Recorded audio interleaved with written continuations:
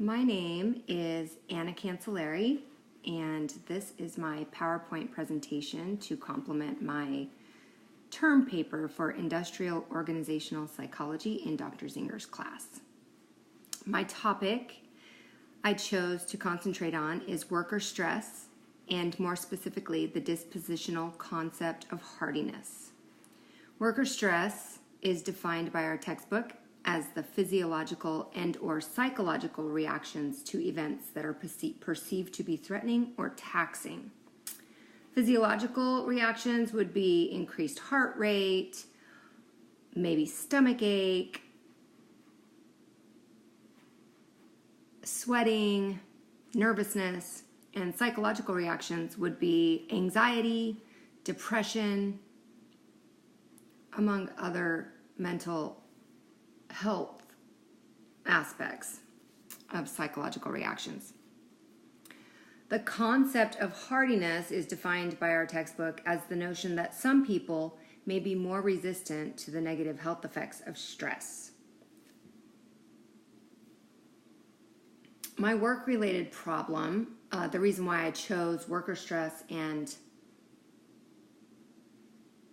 more specifically the concept of hardiness, is because I'm currently in a class. It's a small class of 15 students, and the professor is very demanding, very critical, and I see that as an opportunity to rise to the occasion, meet the challenge, and show this professor how well I can write my paper.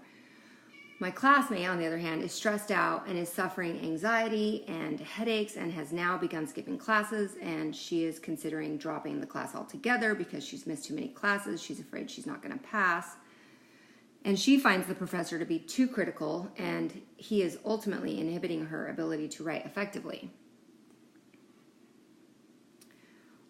The journal article that I found has to do precisely with hardiness training and college students. And there's a comparison between two groups of college students. One group has received hardiness training and the other group has not. It was a 2-year study. At the end of each quarter, the students in the study were checked at the end of each quarter. They checked the students' GPA, and they also applied resiliency tests. The conclusion was those who had received hardiness training had higher GPAs and had scored higher on resiliency tests consistently all the way through to graduation. My solution, one of my solutions, the first solution has to do with facing worker stress head on. So preparing yourself basically to encounter stressful environments and situations that you may find yourself in.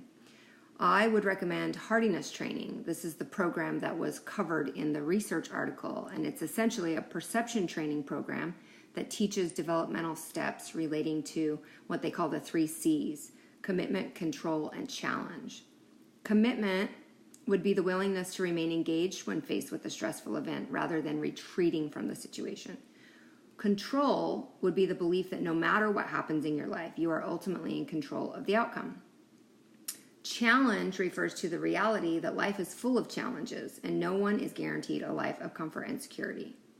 Hardy individuals react to stressors differently. Rather than seeing stressors as a potential threat, they see stressors as an opportunity to grow and learn from. They view stressors as a challenge to overcome.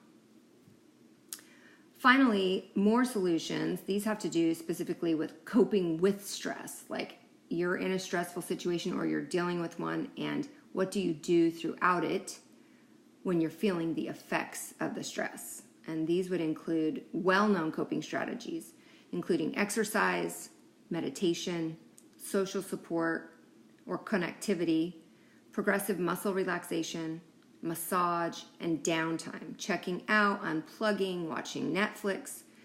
All of these